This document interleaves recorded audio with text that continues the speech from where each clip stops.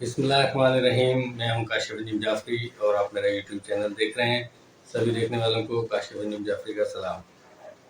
آج پاکستان کی سیاست میں ایک بہت اہم دن تھا اور آج پی ٹی آئی کے فورن فنڈنگ کیس کا فیصلہ سنایا جانا تھا، جس کا انتظار بہت عرصے سے تھا اور کچھ لوگوں کا خیال تھا اور کچھ لوگوں کی خواہش تھی شاید عمران خان کو تاحیات نااہل قرار دیا جائے گا یا پی ٹی آئی پر پابندی لگا دی جائے گی.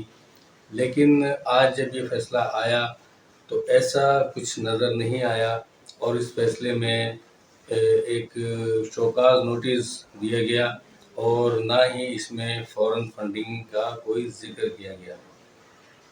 تو اس میں کوئی ایسی فورن فنڈنگ کی کوئی بات نہیں تھی جس کا کہ بہت زیادہ شور تھا. الیکشن کمیشن نے صرف اس کیس کو، جو کہ ممنوع فنڈنگ کے حوالے سے یہ کیس تھا، اور انہوں نے ممنوع فنڈنگ کے حوالے سے عمران خان پر کوئی ایسا چارج نہیں کیا، بلکہ صرف ایک شوکاز نوٹس دے کر اس کیس کو ختم کر دیا گیا. جبکہ اس کیس کے حوالے سے پی ٹی آئی کی یہ بہت بڑی ایک ڈیمانڈ تھی کہ آپ ضرور اس کا فیصلہ کریں فورن فنڈنگ کیس کا. اگر تو اس میں پیس پارٹی بھی شامل ہے اور اس میں نون لیگ کا بھی ذکر ہے، تو پھر آپ ان تمام پارٹیز پر بھی یہ کیس بنتے ہیں، تو آپ ان تمام پارٹیز کا فیصلہ ایک ساتھ سنا دیں. جبکہ عدالتی آرڈر بھی اس کے لیے آ چکا تھا، عدالت کی طرف سے بھی یہ ہدایت تھی کہ آپ ان تمام پارٹیز کا فیصلہ ایک ساتھ سنا دیں. لیکن ہوا ایسا نہیں، اس کے برعکس ہوا، کیونکہ جیسا کہ الیکشن کمیشن پر اعتراضات بھی ہیں اور پی ٹی آئی کا یہ کہنا ہے کہ یہ نون لیگ کو بہت زیادہ فیور دیتے ہیں.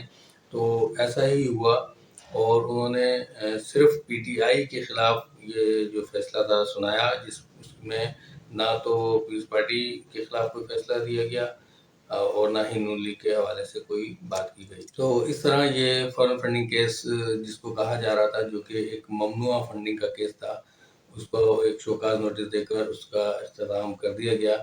اور دوسری اہم خبر یہ تھی کہ بلوچستان کے علاقوں میں جو سیلابی صورتحال ہوئی ہے اور بہت زیادہ اس کی وجہ سے نقصانات ہوا ہے اور 120 افراد اس میں جاں بحق بھی ہوئے ہیں، تو اس کے لیے امدادی کارروائیاں کی جا رہی تھیں.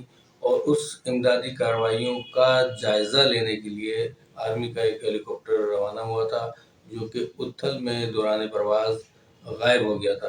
اور آج جو ہے وہ اتھل کے علاقے سے وہ ہیلی کاپٹر جو ہے اس کا ملبہ برآمد ہوا اور اس میں جو لوگ سوار تھے آرمی کے، بہت سینئر عہدیدار تھے، ان میں ان کی ڈیڈ باڈیز بھی ریکور کی گئیں. تو میں یہ کہوں گا کہ اللہ تعالیٰ ان تمام لوگوں کو جنت الفردوس میں اعلیٰ مقام عطا فرمائے.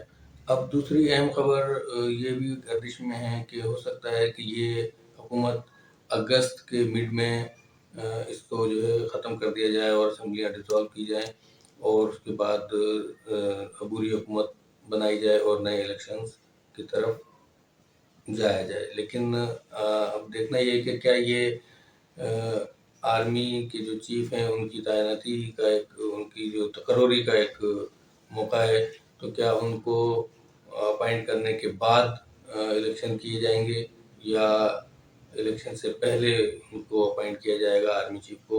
تو یہ ایک اہم مسئلہ ہے اور اب دیکھنا یہ ہے کہ یہ کس طرح حل ہوتا ہے. اب کچھ لوگوں کا خیال ہے کہ یہ اگست میں اسمبلیاں نہیں ڈیزالو ہوں گی اور عمران خان بھی یہ چاہتے ہیں کہ وہ کے پی کے میں اور پنجاب اسمبلی میں جو کچھ ان کے وعدے کیے گئے ہیں، انہوں نے لوگوں سے کیے ہیں، عوام کے فائدے کے جو پروجیکٹس ہیں ان کو مکمل کیا جائے. تو اس طرح سے تھوڑا سا وقت لے لیا جائے تو وہ ہو سکتا ہے کہ اس طرح سے 3-4 مہینے کے بعد یہ حکومتیں ڈسالو ہوں اور اس کے بعد دسمبر تک جو ہے یہ الیکشنز ہوں، جنرل الیکشن. تو ابھی یہ فیصلہ ہونا باقی ہے، دیکھتے ہیں کیا ہوتا ہے. تو یہ چند اہم خبریں تھیں جو میں نے آپ تک پہنچائیں. ان کے بارے میں آپ کا کیا کہنا ہے اپنے کمنٹس کے ذریعے ضرور بتائیے گا. اور جن لوگوں نے میرے چینل کو سبسکرائب نہیں کیا ہے تو وہ کر لیں، یہ بالکل فری ہے. اس کے ساتھ مجھے اجازت دیجیے، میرے چینل کو لائک و شیئر ضرور کیجیے. جہاں رہیں خوش رہیں. پاکستان زندہ باد.